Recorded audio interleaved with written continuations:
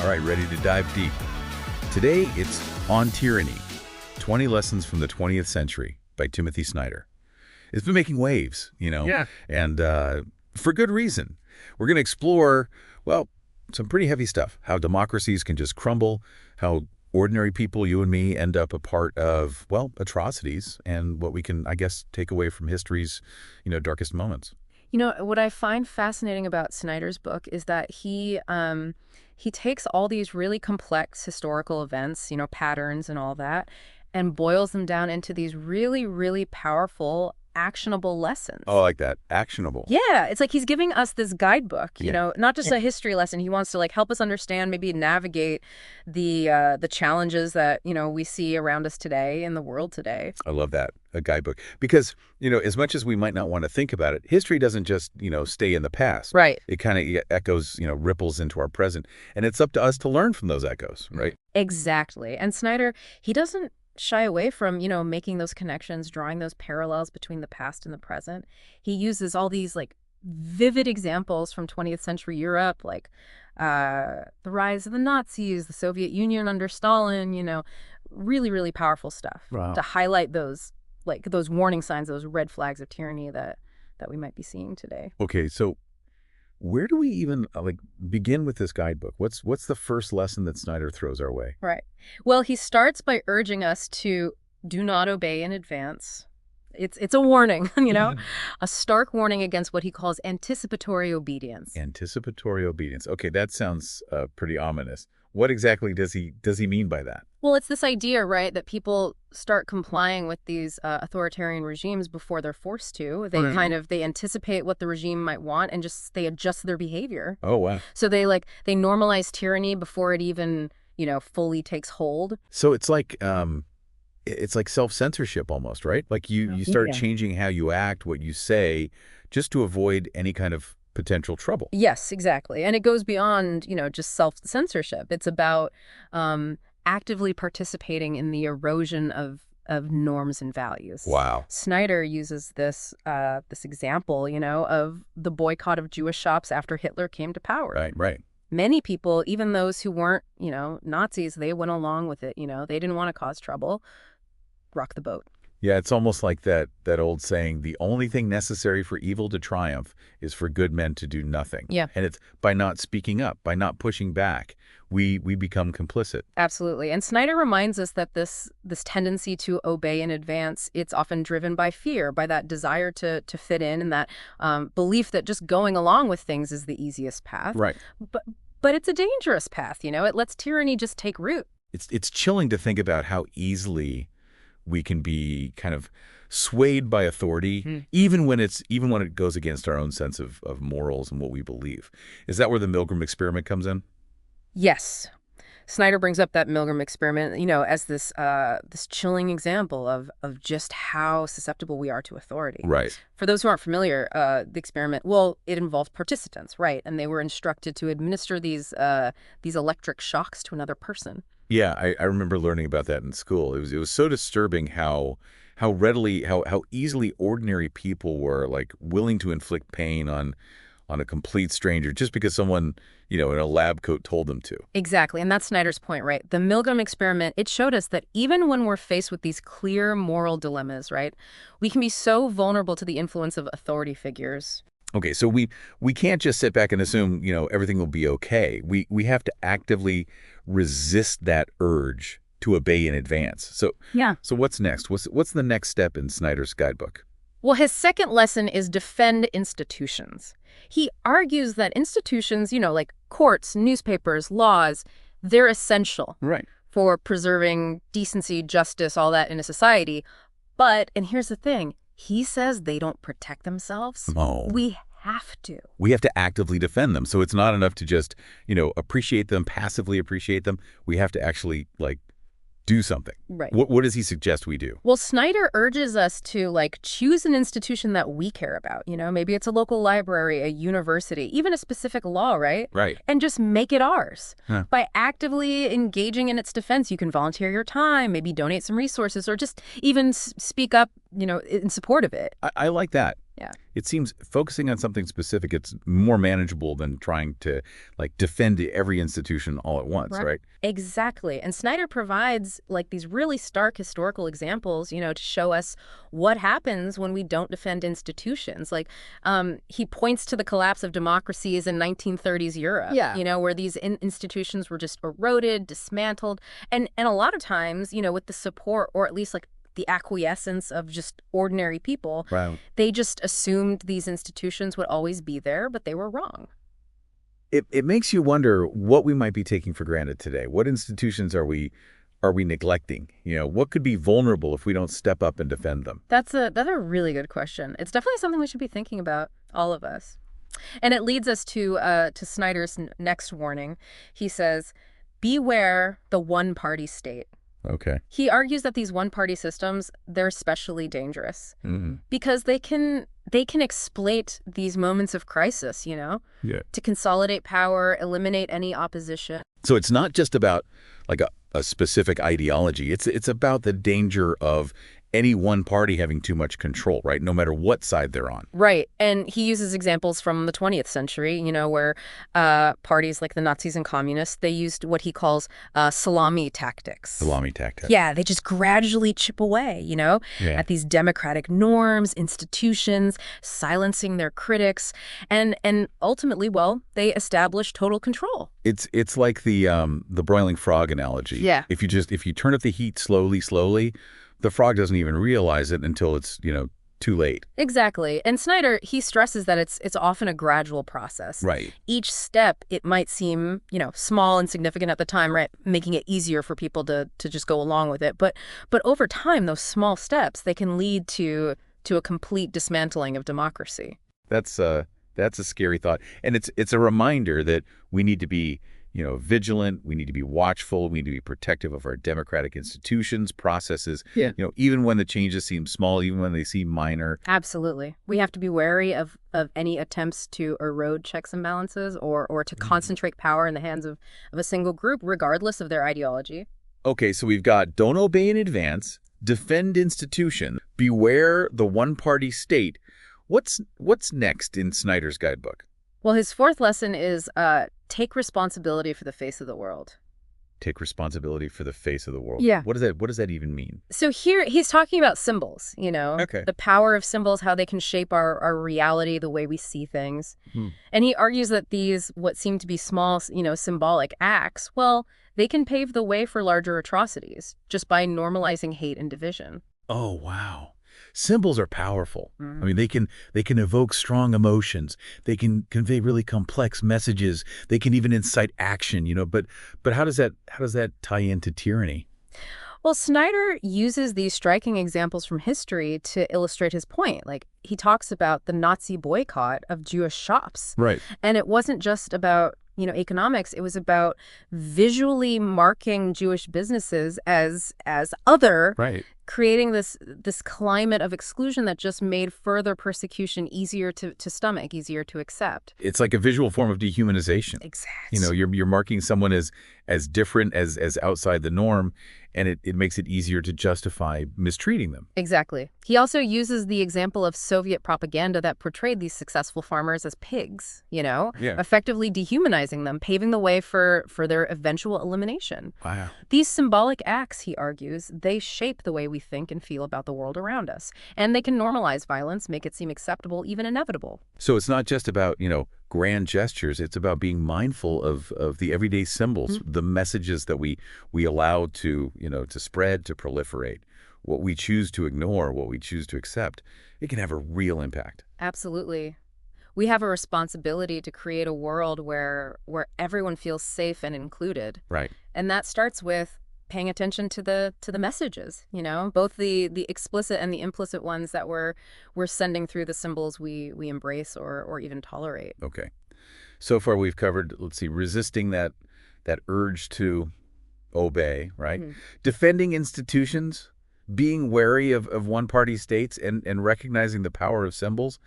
Man, that's a lot to think about already. Yeah, it is. And we're just getting started. Snyder's guidebook, it's packed with insights, lessons, you know. Mhm. But his next point, this is a crucial one, Yeah. especially for those in professions that uphold justice and fairness. Okay, I'm intrigued. What's lesson number 5? It is remember professional ethics. Remember professional ethics. He argues that professionals, like lawyers, doctors, journalists, they have this crucial role to play in upholding a just society, Right. especially when political leadership is corrupt or compromised in some way. So it's about more than just, following the letter of the law. It's about adhering to this higher ethical standard. Exactly. He stresses that these professions, they have ethical codes, norms that should guide their actions, even under pressure from those in power. Right. And he uses this really chilling example of Hans Frank, Hitler's lawyer, Right. who later became the governor general of occupied Poland and oversaw these horrific atrocities. That's a truly sobering example. It shows how easily professional ethics can be twisted, corrupted to serve the interests of tyranny. It's a stark warning. Snyder reminds us that we can't just rely on laws or institutions alone to protect us from tyranny. We need individuals, especially those in positions of authority, who are willing to uphold their professional ethics and just say no to those who would use their skills for evil purposes. It's a reminder that we all have a role to play in resisting tyranny, no matter what our profession, what our job may be. Exactly. We all have a responsibility to act ethically and to stand up for what's right, even when it's difficult. Okay, so far we've covered 5 crucial lessons from Snyder's On Tyranny. Yeah.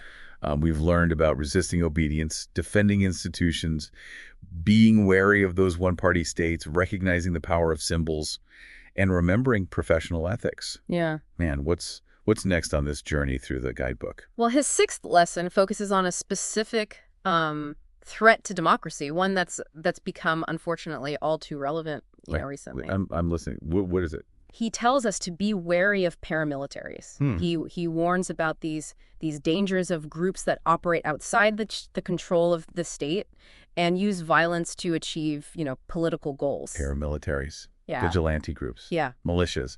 Yeah, we've seen throughout history how these types of organizations can just destabilize societies and really undermine those democratic processes. Exactly. And Snyder argues that paramilitaries, they erode the rule of law. They create this climate of fear that just makes it easier for these authoritarian leaders to seize power. And he points to historical examples like the Nazi SA and SS, which intimidated opponents and helped create the conditions for Hitler's dictatorship. So it's not just about like the physical violence, right? It's about the psychological impact of having these groups just operating outside the law, creating an atmosphere of intimidation and instability. Mm-hmm. Right. And he draws these parallels to, contemporary concerns, things we're worried about today, about the rise of militias, and other armed groups that might be tempted to use violence to achieve their political aims. It's a reminder that we need to be vigilant about protecting the state's monopoly on violence. Right. When armed groups start operating outside the law, it undermines the basic foundation of a democratic society, and it makes it so much more vulnerable to tyranny. Yeah, it's a sobering thought, and one that should make us think carefully about how we address the issue of political violence in our own societies. Absolutely, and I think this leads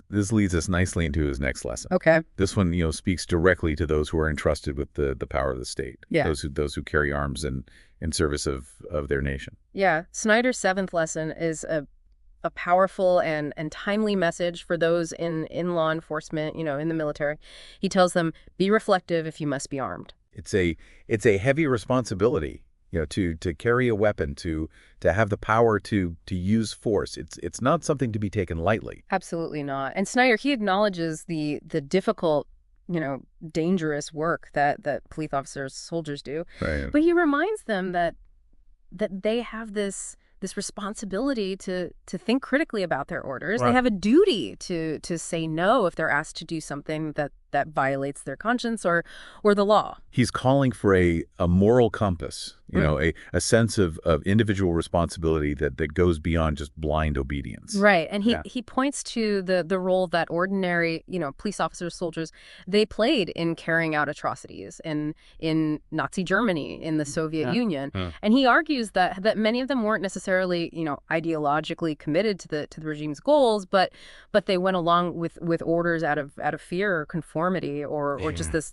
desire to not stand out, to not make waves.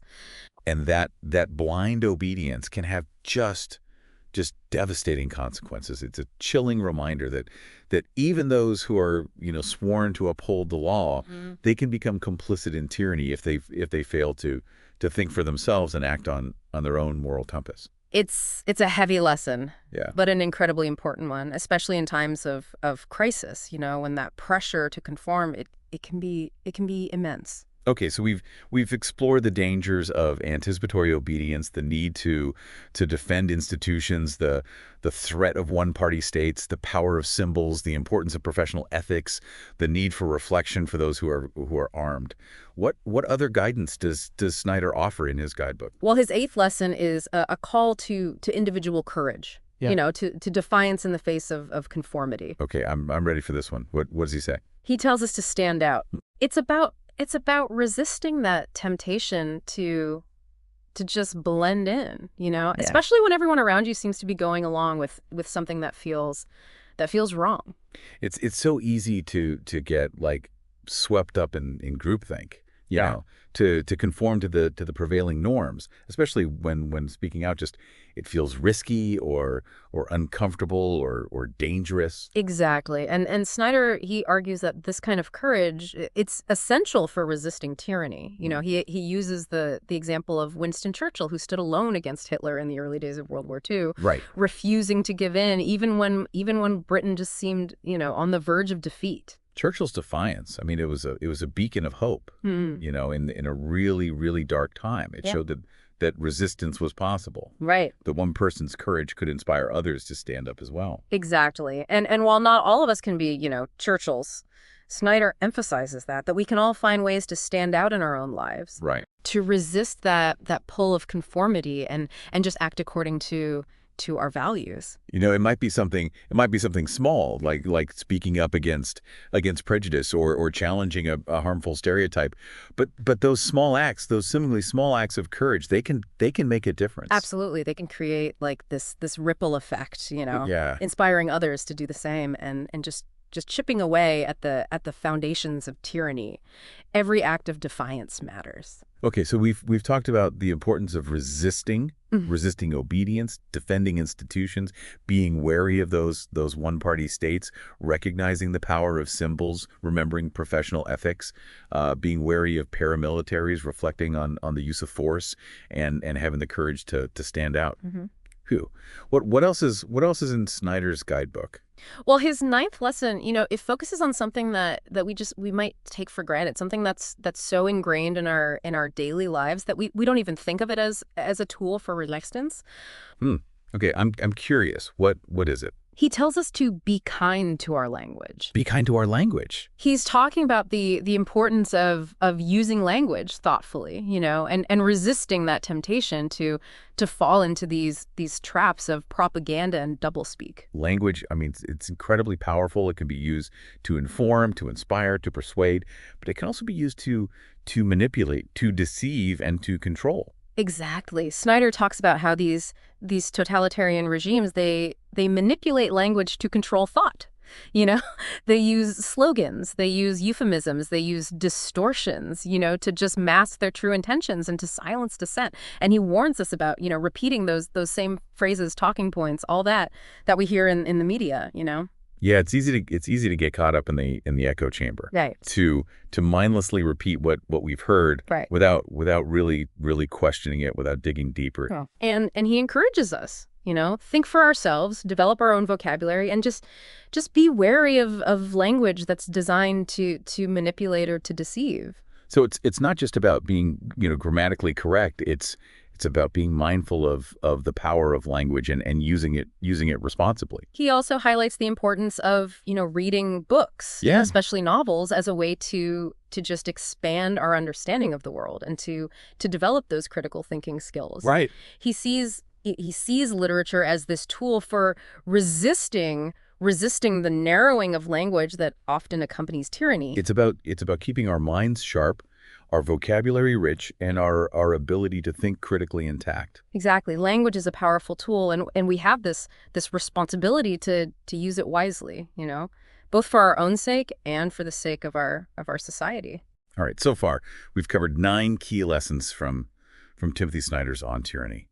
We've talked about the importance of resisting blind obedience, defending institutions, being wary of those one-party states, recognizing the power of symbols, upholding professional ethics, being wary of paramilitaries, reflecting on the use of force, having the courage to stand out, and being kind to our language.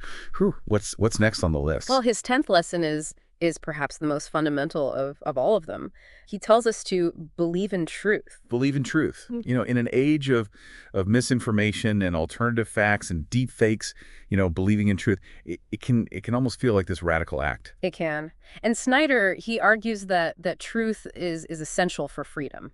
When we abandon fact, we abandon our ability to hold power accountable. Right. And he talks about, how truth dies. He says it dies in 4 modes. There's this open hostility to verifiable reality. There's shamanistic incantation, there's magical thinking, and then there's misplaced faith. Man, those modes sound like something straight out of a dystopian novel. They do. But sadly, they're all too real. In our world today, we see them in the rise of conspiracy theories, in the denial of science, and the manipulation of information for political gain. Exactly. And he sees echoes of these modes in the rise of what we now call post-truth, where facts they're just dismissed or distorted, Right. to fit a particular narrative. And he warns that this kind of thinking, it's incredibly dangerous. Right. Because it makes us vulnerable to manipulation, and it makes it impossible to have these meaningful debates, about the issues that really matter. Yeah, it's like we're losing our shared reality, our common ground.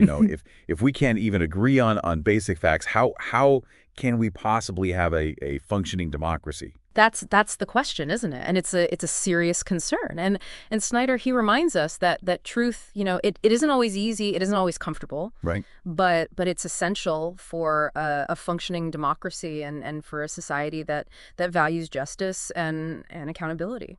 So how do we combat this erosion of truth, this slide into post-truth? What does Snyder suggest? Well, he urges us to be critical consumers of information. Right. We need to be skeptical, of claims that seem too good to be true, to be willing to check our own biases and to just seek out, reliable sources of information. It's about being discerning. It's about asking questions. It's about, doing our own research, right? We can't just passively accept everything we see and hear. Exactly. He also stresses the importance of supporting investigative journalism, Right. which plays this vital role in uncovering the truth and holding those in power accountable. Investigative journalism is crucial for a healthy democracy. It is. It's the watchdog, that keeps those in power honest. Exactly. And he reminds us that each of us has this responsibility to be truthful in our own communications, to avoid spreading misinformation, and to be willing to challenge falsehoods when we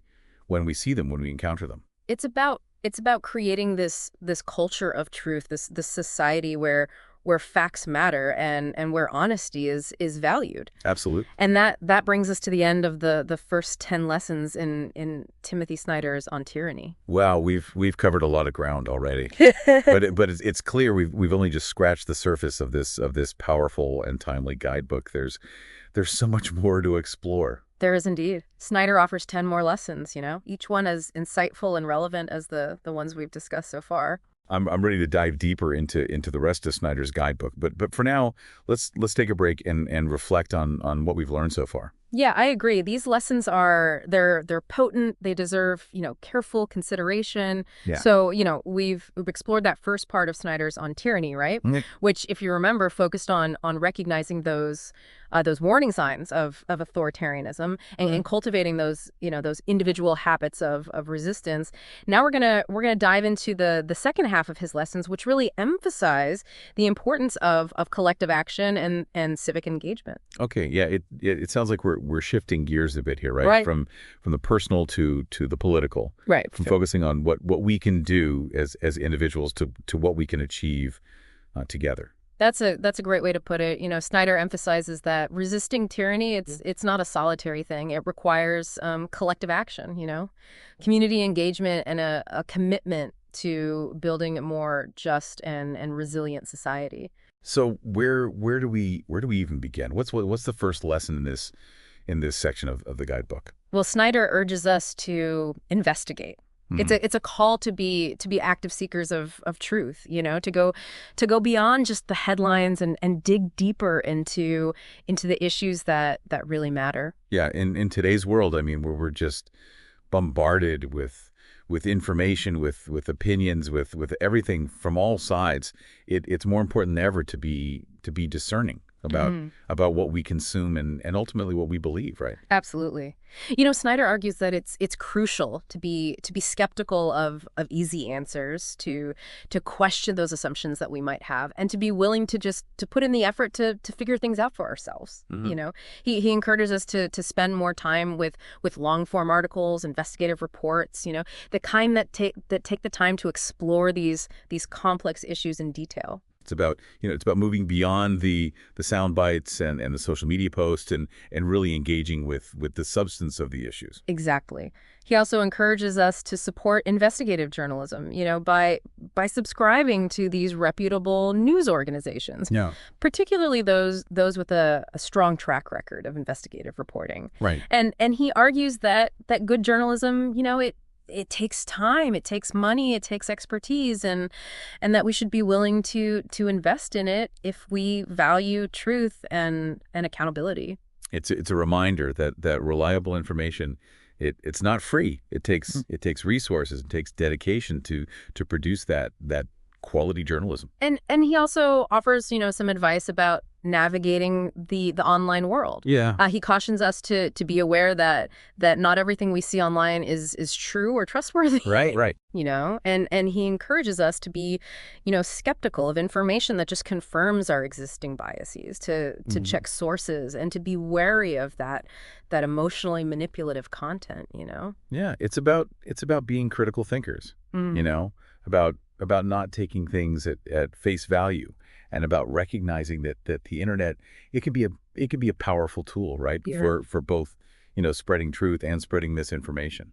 Exactly. And he reminds us that we have a responsibility to be careful about what we share, Mm. online. Mm. That if we're not verifying information before we pass it along, we could be contributing to the spread of misinformation. Yeah, it's a reminder that we're all part of this information ecosystem, Mhm. and that our choices have an impact. Absolutely. And that leads us to his next lesson, which might seem, a bit surprising at first glance. Okay, I'm intrigued. What is it? Well, he tells us to make eye contact in small talk. Make eye contact and small talk. That seems like a very simple act, Right. almost mundane. How does that tie into resisting tyranny? Well, Snyder points out that these totalitarian regimes, they thrive on isolation and distrust. Yeah. They want to break down those social bonds and make it hard for people to connect with each other.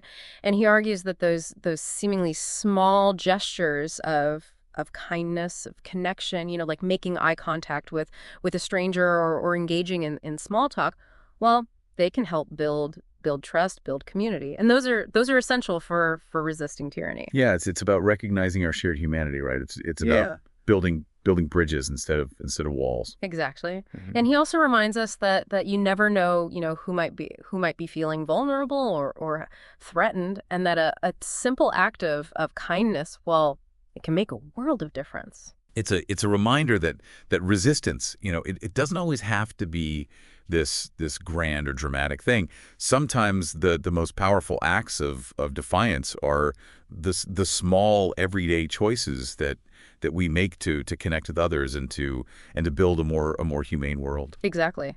And that brings us to Snyder's next lesson, which kind of builds upon this idea of connection and engagement. Okay, I'm listening. What is it? Well, he tells us to practice corporeal politics. Corporeal politics. That's an interesting term. What does he mean by that? He's talking about the importance of engaging in politics in the real world, Mm.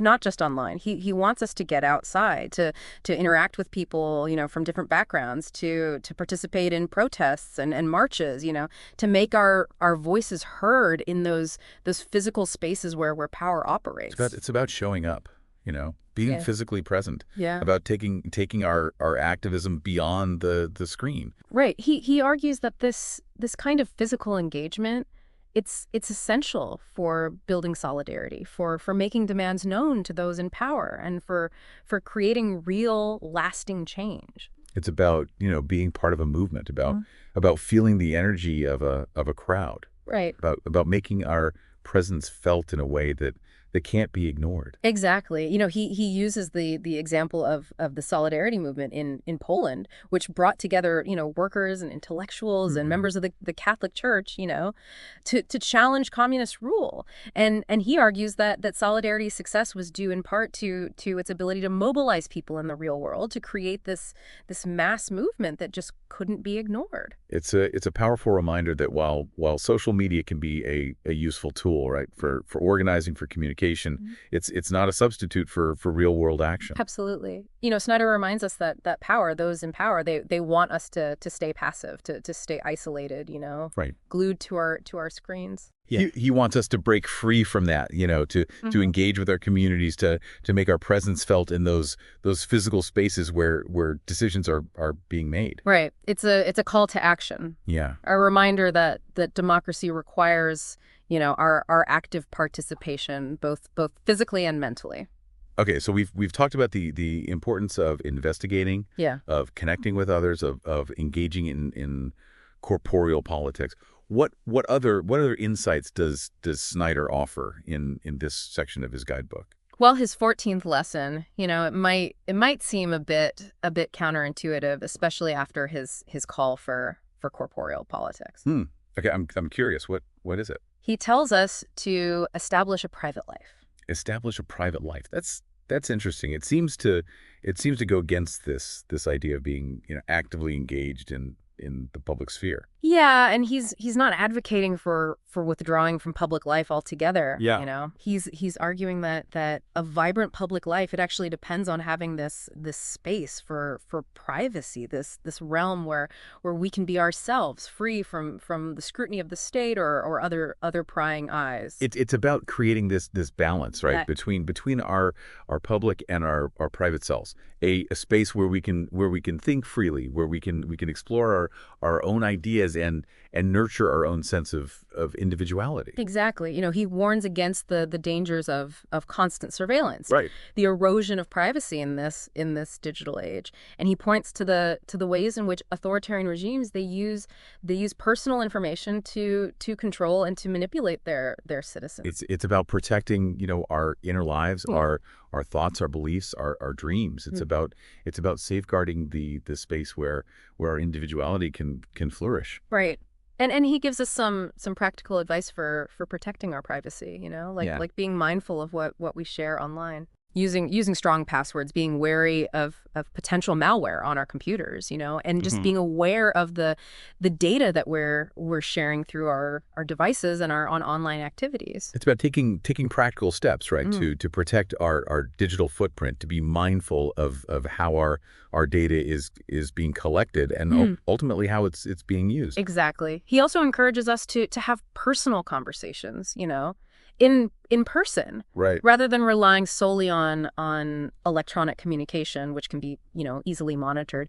He reminds us that there's something special about those face-to-face interactions, Hmm. about being fully present with another human being without the distractions and the potential surveillance of the digital world. It's about reclaiming the intimacy and the authenticity of human connection. Right. Something that can so easily be lost in the digital age. Yeah. Exactly. It's a reminder that privacy is essential for freedom of thought, for creativity, and for the ability to dissent without fear of reprisal. Yeah. It's something that we have to actively defend in this era of increasing surveillance and data collection. Okay, so we've explored the importance of investigating, of connecting with others, of engaging in corporeal politics, Yeah. of establishing a private life. What's next on our list? Oh, Snyder's 15th lesson kind of shifts our focus from the personal to the collective, Mm. emphasizing the importance of supporting those organizations, those institutions that really make up the fabric of a healthy society. It sounds like we're talking about civil society, right? Mhm. About those organizations, initiatives that operate outside of government and play this vital role in addressing community needs and promoting, civic engagement.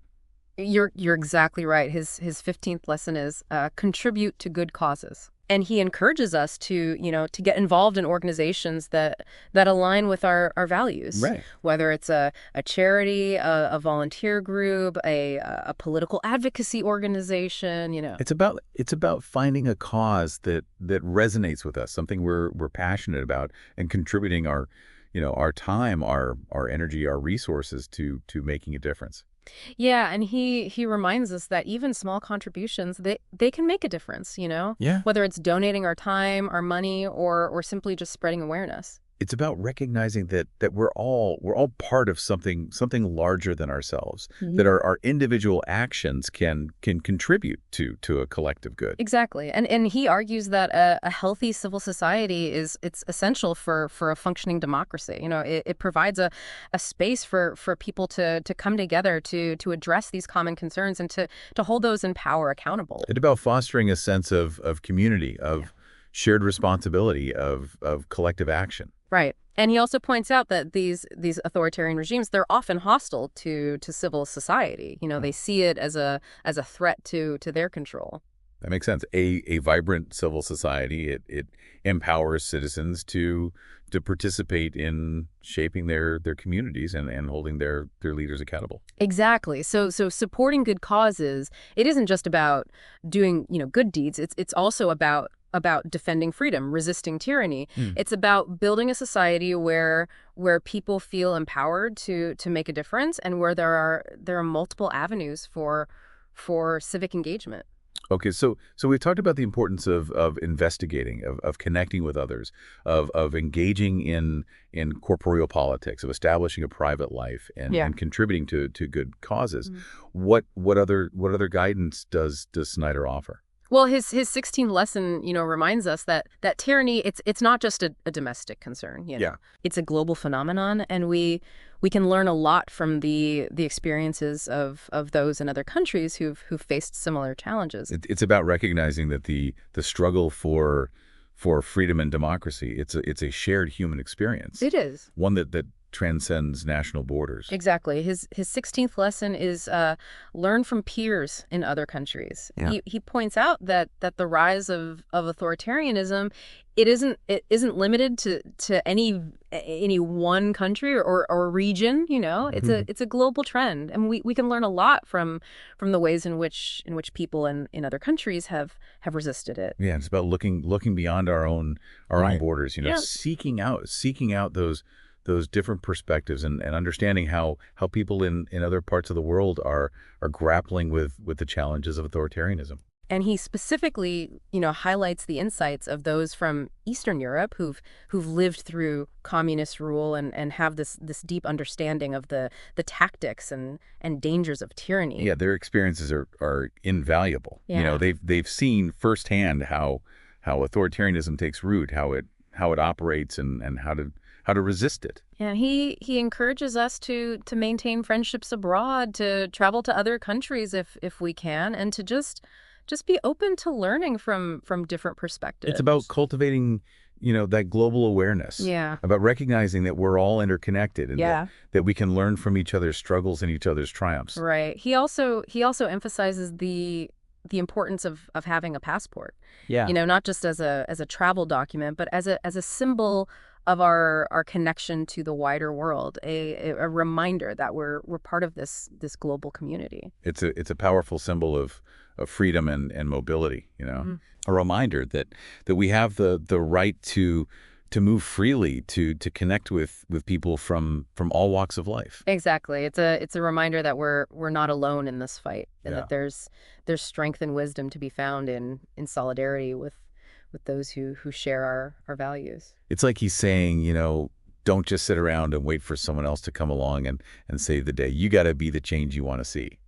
That's a great way to put it. Yeah. He's calling on each of us to step up and do what we can, even if it seems, small and significant. So where does that, I guess, leave us? What are we supposed to do with all these lessons? I think that's the big question, isn't it? And I think Snyder would probably say, there's no single answer, right? There's no one size fits all solution. Each of us has to kind of find our own way to resist, Mhm. to take these lessons, the things we've learned from the past, and actually act on them.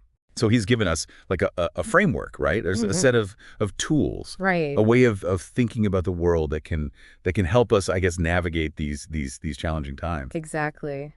It's up to each of us to decide how we use those tools to figure out what are we willing to fight for, and to find the courage to actually act, to do something. One of the most important takeaways, at least for me, from this book is that we can't afford to be complacent. We can't just assume that things will just work themselves out, or that someone else will take care of it.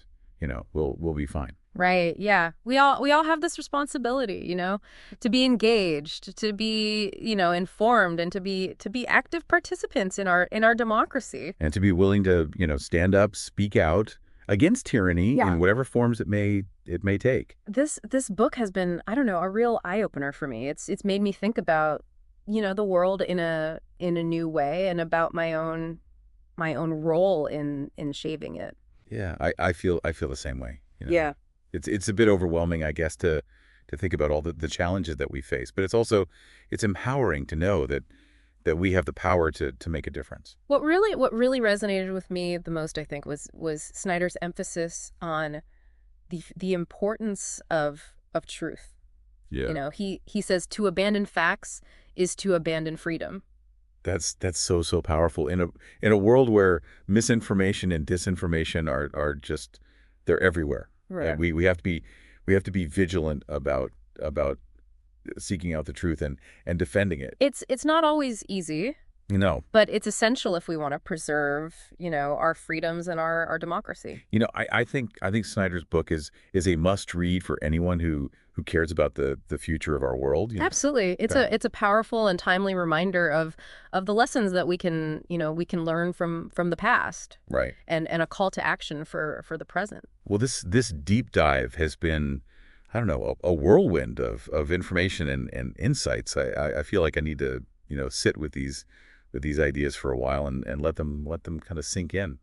Yeah, I think that's the best way to approach a book like this. It's not meant to be a quick read. It's meant to be a conversation starter, a catalyst for reflection, and ultimately for action. Absolutely. And if you're listening and you haven't already read On Tyranny, I highly encourage you to seek it out. It's a book that will challenge you, it'll inspire you, and it'll leave you with a renewed sense of purpose. Yeah.